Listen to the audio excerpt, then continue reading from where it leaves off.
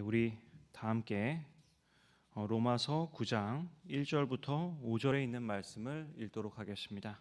로마서 9장 1절부터 5절에 있는 말씀입니다.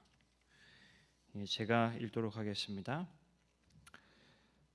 내가 그리스도 안에서 참 말을 하고 거짓말을 아니하노라. 나에게 큰 근심이 있는 것과 마음에 그치지 않는 고통이 있는 것을 내 양심이 성령 안에서 나와 더불어 증언하노니, 나의 형제 곧 고륙의 친척을 위하여 내 자신이 저주를 받아 그리스도에게서 끊어질지라도 원하는 바로라.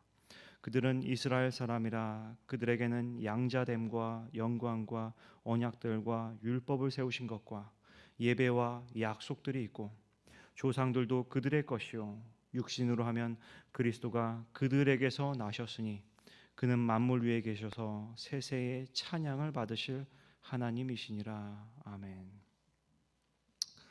저희가 지금 계속적으로 이제 로마서 시리즈를 하고 있는데요. 한번 우리가 또 생각해 볼 수 있는 흥미로운 것이, 로마서에서 가장 중요한 장은 어디일까요? 로마서에서 가장 우리가 유념해서 봐야 할 장은 어디일까? 로마서에서 가장 중요한 장이라고 한다면 7장이나 8장이 될 것이라고 생각하는 견해들에 대해서는 참 많이 들어왔습니다.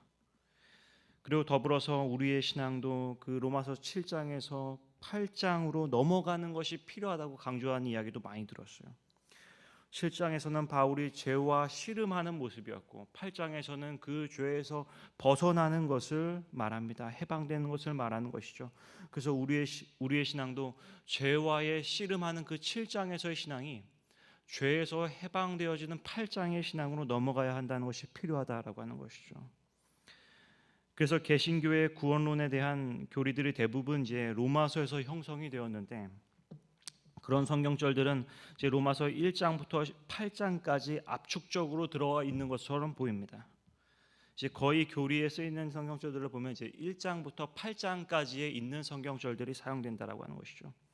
반면에 로마서 9장부터 11장까지가 중요한 장이라는 것을 저는 어떤 저희의 어떤 신학교라든지 어떤 재림교회 안에서는 이제 잘 들어보지 못했었던 기억이 있습니다. 그리고 9장부터 16장까지의 내용들은 어떤 교리라기보다는 그저 생활에 관한 겉면 같은 정도로 이제 보기도 하는 것을 또한 보게 되죠. 그리고 특별히 오늘 우리가 살펴보는 로마서 9장부터 11장까지의 내용은 많은 면에서 논란이 있는 장입니다. 9장부터 11장을 함께 묶어서 이렇게 볼 수가 있는데요. 그래서 어떠한 신학자들은 이 9장부터 11장까지의 내용을 로마서에서 가장 불필요한 장으로 보기도 하고, 또 어떤 사람들은 반면에 이 9장부터 11장의 내용을 로마서에서 가장 중요한 장으로 해석하기도 합니다. 많이 상반되는 것이죠.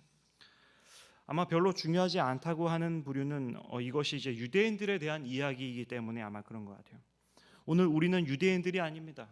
그렇기 때문에 유대인에 대한 권면이라면 어떻게 보면 좀 우리와는 좀 동떨어진 것으로 중요도가 그래서 좀 떨어질 수 있다고 생각될 수도 있는 것이죠. 그런데 우리가 생각을 했을 때 반면에 바울이란 사람은 어떤 사람이었습니까? 바울은 어떤 민족의 사람이었습니까? 바울은 유대인이었습니다. 바울은 철저한 유대인이었어요. 유대교를 빼놓고 바울을 설명할 수가 없습니다. 바울이란 사람을 그렇게 이야기할 수가 없어요. 그래서 저는 이제 로마서 9장부터 11장이 중요한 장이라고 생각하는 편입니다. 빌립보서 3장 5절에 바울은 이렇게 말했습니다. 나는 8일 만에 할례를 받고 이스라엘 족속이요 베냐민 지파요 히브리인 중에 히브리인이요 율법으로는 바리새인이요, 이렇게 말합니다. 그는 망각하지 않았습니다. 그는 이방인의 사도였지만 반면에 그는 철저한 유대인이었어요. 바울이 그의 생애 동안 가장 그 자신이 스스로 질문하면서 풀리지 않았던 문제도 이것과 관련되어 있습니다. 왜 자신의 민족인 유대인들이 메시아를 거절했냐라고 하는 것이죠. 바울에게는 이것이 풀리지 않는 숙제였어요. 그래서 어쩌면 바울이 1장부터 8장까지의 편지의 내용은 그 유대인에 대한 것을 언급하는 9장부터 11장까지를 위해 기록한 것인지도 모르겠다는 이야기가 있습니다. 그만큼 바울이 지금 이야기하고 싶었던 것이 이것이라고 하는 주장들이 있어요. 이제 이렇게 우리는 9장을 한번 살펴보려고 합니다. 이 9장에서 11장까지의 내용의 핵심 주제 중에 하나는 무엇인가 하면 하나님의 주권이라고 하는 것입니다. 하나님의 주권. 그래서 이제 이 9장부터 11장까지를 이제 어떻게 잘못 해석하면 이제 예정론이 나오기도 하죠. 그래서 하나님의 주권을 여기서 다루는 장이에요. 인간의 어떤 노력이나 행위나 혈통이나 믿음이나 이런 것보다 더 중요한 것은 하나님의 주권이 있다라고 하는 것을 이 9장부터 11장까지 말합니다. 이 주권이라는 것은 하나님께서 이렇게 하셨다라고 하는 것이죠.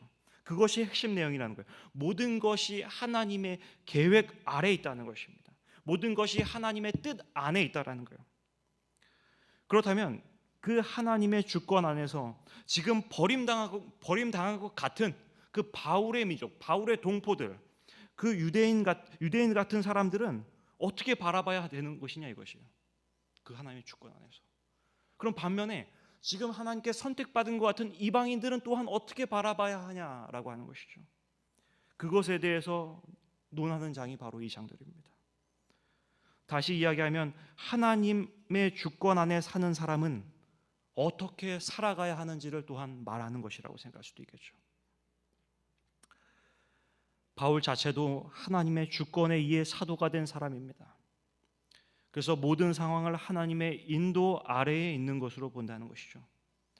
바울은 로마서 9장을 시작하면서 이렇게 말합니다. 내가 그리스도 안에서 참말을 하고 거짓말을 아니하노라.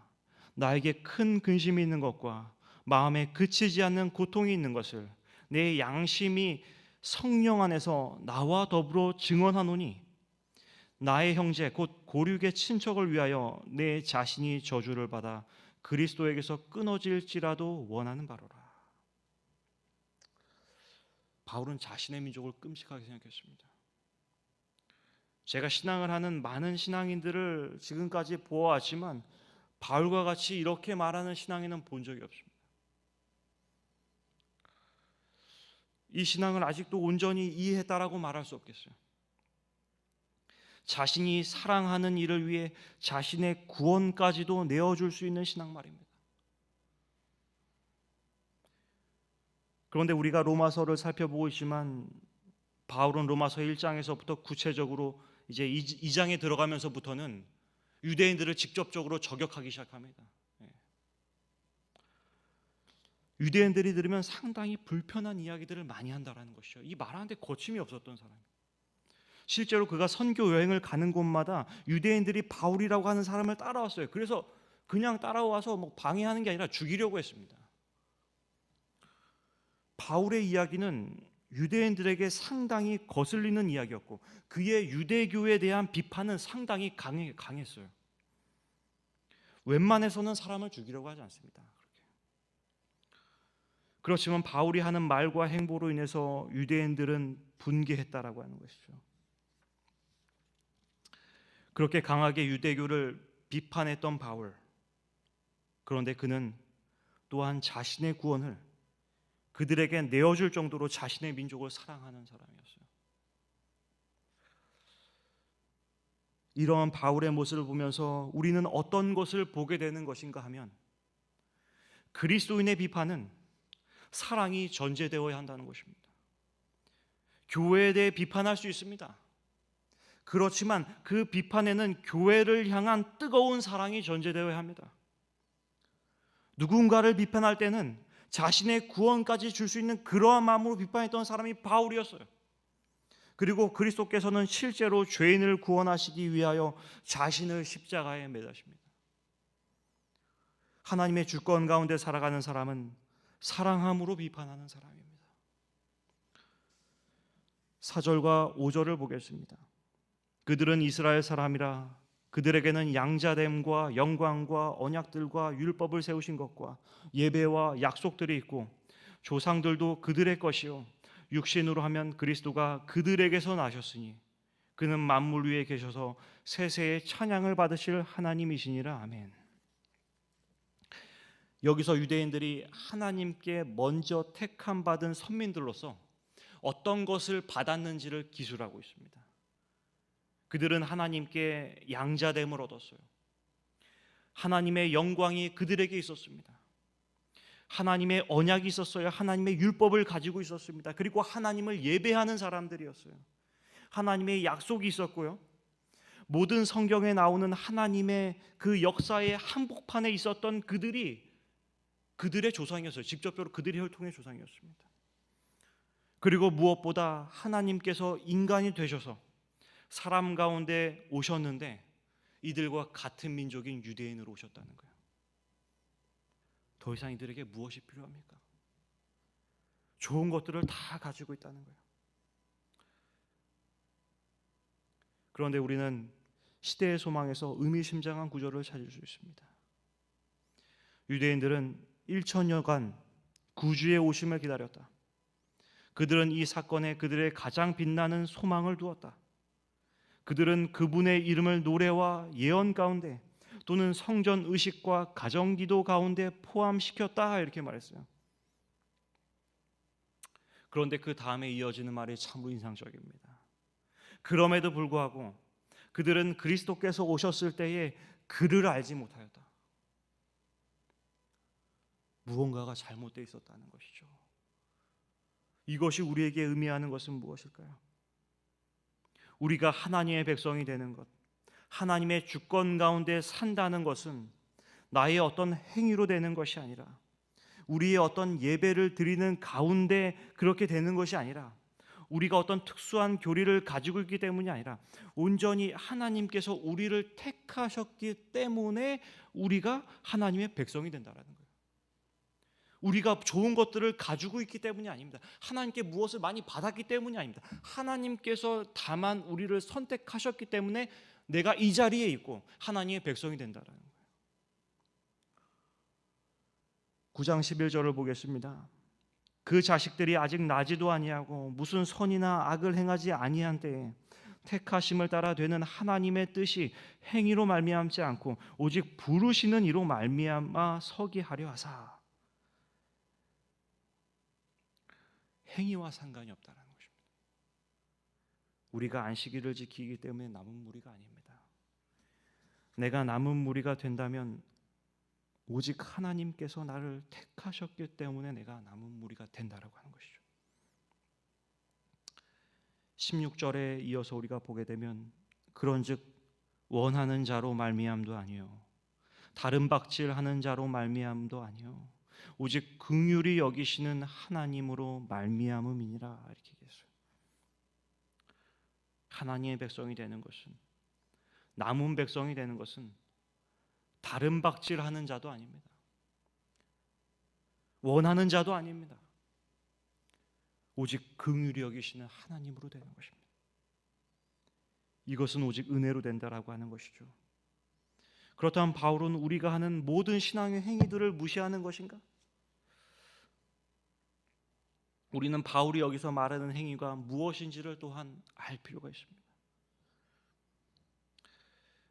이제 우리가 지금 성경을 이렇게 보고 있지만 이 성경을 보고서 지금 이렇게 설교로 나오기까지는 많은 어떤 신학자들의 어떤 생각들을 거쳐서 여기까지 오는 것입니다. 그리고 제가 그것을 여러분들에게 설교로 만들어내는 것이죠. 뭐 우리가 요리를 꺼내놓으면 그 요리가 그냥 단순히 그냥 뚝딱 하늘에서 떨어진 것이 아니라 그 원재료들이 계속 나오는 것처럼 그런 거예요. 1980년대에 그 바울 학계, 그러니까 바울을 연구하는 사람들이 있습니다. 그 바울 학계에 큰 변화가 있었어요. 그러니까 이 성경을 연구하는 사람들이죠. 그 전까지는 교회가 그 마르틴 루터의 관점으로 바울 서신을 바라봤습니다. 마르틴 루터와 뭐 어거스틴이라고 하는 교회에 유명한 사람들이 있어요. 그런 사람들의 관점으로 우리가 바울의 그 서신들을 바라봤었어요. 그래서 세상은 바울이 행위 자체를 거부한 것으로 생각했습니다.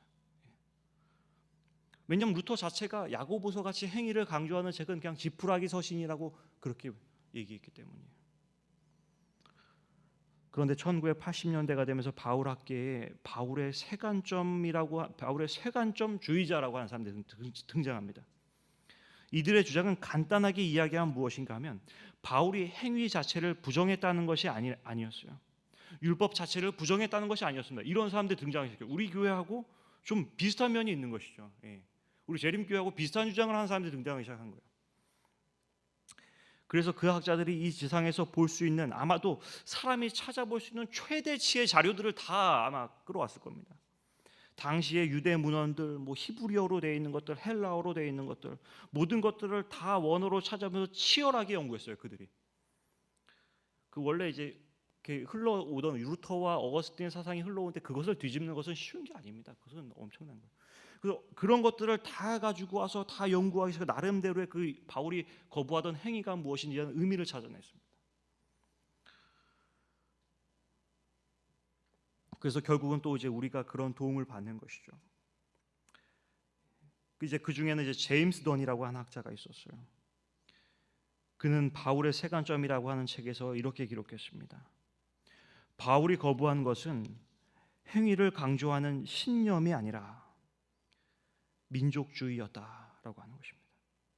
성경의 어느 구절에 근거를 두던지 간에 이러한 율법의 행위들은 인종이나 민족을 나타내는 표찰로서, 배지라고 하는 단어를 사용합니다. 표찰로서 유대성의 표시로 간주되었다. 이것이 무슨 말이냐면 유대인들이 잘못 생각하고 있었던 행위라는 것은 그들이 그것을 지킴으로써 어떤 율법의 행위든지 그것을 지킴으로 유대인이라고 하는 표지가 되는 것, 그것을 지킴으로 인해서 하나님의 백성이라고 하는 것을 나타내고자 하는 표지들을 말한다는 거예요.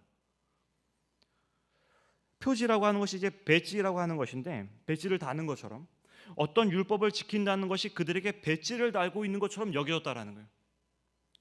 그래서 어떤 이방인이 하나님의 언약에 참여하기 위해서, 이방인이 하나님의 언약에 참여하기 위해서는, 그러니까 그 종교를 믿으려면 율법을 지켜야 했습니다. 그래서 할례를 그렇게 받으라고 하는 이유가 그거예요. 너희도 그 배지를 달라는 거예요. 유대 민족이 되라는 것입니다. 그런데 바울이 지금 말하는 것은 무엇인가 하면 그것을 지키는 것 때문에 우리가 하나님의 백성이 되는 것이 아니다라는 거예요. 이것을 오늘날의 기독교인들이 좀 이해하기 어려울 수 있어요. 왜냐하면 우리는 민족 종교가 아니기 때문입니다. 이 개념을 좀 이해하기가 어렵습니다. 그런데 흥미로운 것은 재림교인에게는 좀 더 쉽게 이해될 수가 있어요. 재림교인이라고 하는 사람들의 표지가 무엇입니까? 재림교인 하면 떠오르는 것이 무엇입니까? 안식일, 음식물, 특수교리, 새천사의 기별. 이것을 지키고 있으면 내가 남은 무리라고 하는 언약에 참여하게 된다고 생각할 가능성이 큽니다. 이런 것을 잘 지키고 있는 이유로 내가 남은 무리라는 배지를 달고 있는 것으로 생각하게 될 가능성이 큽니다. 그런데 여기서 바울이 말하는 것은 그런 것이 아니라는 거예요. 무엇이 재림교인을 남은 무리로 만드는가? 재림교회의 특수한 특수교리를 믿거나 행하는 것 자체가 우리가 하나님의 마지막 백성이라는 표지가 되는 것인가? 바울은 말합니다. 그런즉 원하는 자로 말미암도 아니요 다른 박제하는 자로 말미암도 아니요 오직 긍휼히 여기시는 하나님으로 말미암은 것이다. 바울이 말하는 것은 하나님께서 우리를 긍휼히 여겨주시기 때문에 우리가 남은 무리가 된다라는 거예요. 우리가 율법을 행하기 때문에 하나님의 백성이 되는 것이 아니라는 것입니다. 바울은 이것이 믿음으로 되는 것이라고 말한 이유가 이런 거예요. 그래서 로마서 4장에서 보면 아브라함의 이야기를 했던 것도 이것과 동일한 이야기입니다. 할례를 받기 전에 믿음으로 의롭게 되었다는 것도 이것과 같은 맥락이에요. 율법을 100번 행해도 그것 자체가 우리를 하나님의 백성으로 만들어주는 것이 아니라는 거예요. 이렇게 하나님의 주권 안에서 살아가는 사람은 내가 어떠한 표지를 갖고 있어서 하나님의 백성이 되는 것이 아니라, 우리가 그러한 기별을 가졌기 때문에 남은 무리가 되는 것이 아니라 하나님께서 긍휼히 여겨주심에 따라 하나님의 백성이고 남은 무리가 되는 것입니다. 저는 처음 신앙을 시작할 때 교리를 지키는 것이 나를 그렇게 만들어주는 줄 알았습니다. 물론 말로는 예수님의 은혜로 되는 것이라고 말했어요. 그렇지만 실제 신앙은 아닌 것이죠. 실제 무의식은 그렇게 생각하지 않았던 것 같아요. 그것을 알기까지, 그것이 머리에서 가슴으로 전달되기까지는 상당히 오랜 시간이 걸렸습니다. 우리가 하나님께 받은 율법이나 가르침들, 이런 것이 아무런 의미 없다는 것이 아니에요. 유대인들이 받은 율법이나 언약이나 이런 것들이 다 쓸데없는 게 아니지 않습니까? 그런 것들은 하나님께서 우리에게 주신 소중한 것입니다. 그런데 그런 것이 우리를 하나님의 백성으로 정하는 것이 아니라 하나님의 주권 아래에 우리가 있다는 것을 말씀드리는 것입니다. 이어서 로마서 11장 13절 14절의 말씀을 보겠습니다. 내가 이방인인 너희에게 말하노라. 내가 이방인의 사도인 만큼 내 직분을 영광스럽게 여기노니 이는 곧 내 고륙을 아무쪼록 시기하게 하여 그들 중에서 얼마를 구원하려 함이라. 역사적으로 유대인들을 혐오했던 역사가 많습니다. 루터는 유대인들을 굉장히 싫어했어요. 그래서 이제 히틀러가 루터의 글에 영향을 받았다라는 것은 많이 알려진 사실입니다. 유대인들은 자신의 나라를 잃었습니다. 버려진 사람처럼 보이는 것이죠.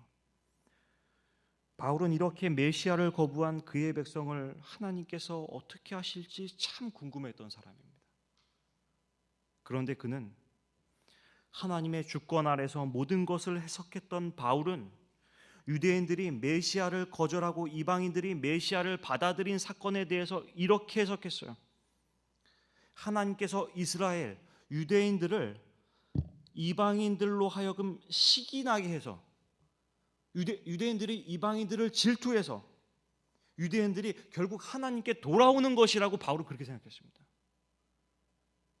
바울은 하나님의 섭리를 그렇게 이해하고 해석했어요. 그러면 이 가운데 하나님의 주권 아래서 선택된 이방인의 태도는 어떻게 해야 되는 것인가? 그 유대인들을 시기나게 하는 그 이방인들의 태도는 어떠해야 하는가? 조금 긴 성경절이지만 함께 이것을 읽고 넘어가겠습니다. 로마서 11장 13절부터 24절까지입니다. 13절부터 24절까지를 제가 읽도록 하겠습니다. 내가 이방인인 너희에게 말하노라. 내가 이방인의 사도인 만큼 내 직분을 영광스럽게 여기노니 이는 곧 내 고륙을 아무쪼록 시기하게 하여 그들 중에 얼마를 구원하려 함이라. 그들을 버리는 것이 세상의 화목이 되거든 그 받아들이는 것이 죽은 자 가운데서 살아나는 것이 아니면 무엇이리요. 제사하는 처음 익은 곡식가루가 거룩한즉 떡덩이도 그러하고 뿌리가 거룩한즉 가지도 그러하니라. 또한 가지에 얼마가 꺾이었는데 돌 감람나무인 내가 그들 중에 젖붙임이 되어 참 감람나무 뿌리의 진액을 함께 받는 자가 되었은즉 그 가지들을 향하여 자랑하지 말라. 자랑할지라도 내가 뿌리를 보존하는 것이 아니요 뿌리가 너를 보존하는 것이니라. 그러면 내 말이 가지들이 꺾인 것은 나로 젖붙임을 받게 하려 함이라 하리니 옳도다. 그들은 믿지 아니함으로 꺾이고 너는 믿음으로 섰느니라. 높은 마음을 품지 말고 도리어 두려워하라. 하나님이 원 가지들도 아끼지 아니하셨은즉 너도 아끼지 아니하시리라. 그러므로 하나님의 인자하심과 준엄하심을 보라. 넘어지는 자들에게는 준엄하심이 있으니 너희가 만일 하나님의 인자하심에 머물러 있으면 그 인자가 너희에게 있으리라. 그렇지 않으면 너도 찍히는 바 되리라. 그들도 믿지 아니하는데 머무르지 아니하면 젖붙임을 받으리니 이는 그들을 젖붙이실 능력이 하나님께 있습니다. 내가 원 돌 감람나무에서 찍힘을 받고 본성을 거스려 좋은 감람나무에 젖붙임을 받았으니 원 가진 이 사람들이야 얼마나 더 자기 감람나무에 젖붙임을 받으랴.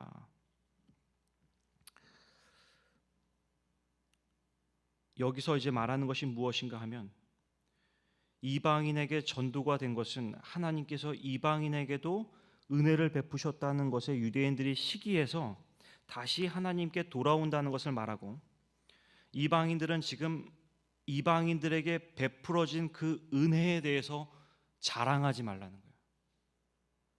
18절에 자랑하지 말라 그럽니다. 여기서 돌 감람나무라고 하는 것은 이방인입니다.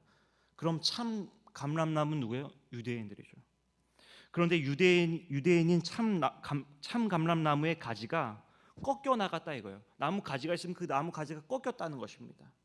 참 감람나무의 가지가 꺾여서 나갔고 그 자리를 돌 감람나무인 다른 나무의 가지를 거기다 붙였다는 거예요. 유대교가 이렇게 유대인의 어떤 그 종교, 히브리 종교가 이렇게 가면서 유대인들이 꺾여서 나가고 그 나무에다 이방인이 붙었다는 것입니다. 그럼 그 돌 감람나무의 에너지를 공급하는 것은 무엇이에요? 참 감람나무라고 하는 거예요. 기독교의 뿌리가 어디라는 것을 말하는 것이냐면 유대 종교라는 것입니다. 엄밀하게 해석하면 이제 하나님의 역사의 한 큰 줄기라고 볼 수 있겠죠. 근데 거기서 유대교가 떨어져 나가고 기독교가 들어왔다라는 것입니다. 근데 종이 달라요. 결국 기독교는 끼어 들어온 것입니다. 원래 같은 그 라인이 아니라는 것이죠. 그래서 바울은 자랑하지 말라는 거예요. 20절에 높은 마음을 품지 말라는 것입니다. 21절에 하나님이 원 가지들도 아끼지 아니하셨은즉 너도 아끼지 아니하시리라. 재림교회가 어찌 되었든지 하나님께서는 재림교회만 사용하십니까? 하나님께서 유대인들을 끊어내셨습니다. 여러분 우리 잘 봐야 돼요. 하나님께서 유대인들을 끊어내셨습니다. 어쩌면 우리도 우리가 택함 받았다라고 하는 것으로 세상을 섬기는 자세가 아니라 높은 마음을 품는 자세라면 우리도 떨어져 나갈 수 있다는 거예요. 이렇게 하나님의 주권을 아는 사람은 교만하지 않습니다. 33절에 깊도다 하나님의 지혜와 지식에 풍성하며 그의 판단은 헤아리지 못할 것이며 그의 길은 찾지 못할 것이로다. 하나님의 기쁘심과 지혜와 지식의 풍성함 앞에 겸손한 사람인 것이죠. 마지막으로 11장 29절입니다. 29절에 하나님의 은사와 부르심에는 후회하심이 없느니라. 이 성경절을 주로 파송식 때 많이 사용하는 성경절입니다. 이제 신학생으로 처음 들어갔을 때도 이제 이 성경절을 많이 이제 선배들에게 들었고요. 그런데 이 의미를 우리가 좀 더 밝히 이해할 필요가 있어요. 다른 성경 번역을 보면 이렇게 나와 있습니다. 하나님께서 주시는 고마운 선물과 부르심은 철회되지 않습니다. 하나님께서 주시는 고마운 선물과 부르심은 철회되지 않습니다. 하나님의 부르심이 철회되지 않는다 그래요. 이 말씀이 지금 누구에게 적용되는 것이에요? 유대인들에게. 그들이 하나님의 사명에서 멀어졌지만 그들이 하나님에게 버려진 것 같지만 바울은 그렇지 않다는 거예요. 그들이 언제든 하나님께 돌아오면 그 하나님께서 그들을 부르셨던 그 부르심은 철회되지 않는다는 것입니다. 우리도 때로 그럴 수 있습니다. 나의 예전 신앙이 뜨거웠는데 내가 예전에 받았던 그러한 사명과 멀어졌어. 내가 예전엔 선교사도 다녀왔는데 그럴 정도 믿음이 있었는데 지금은 아니야.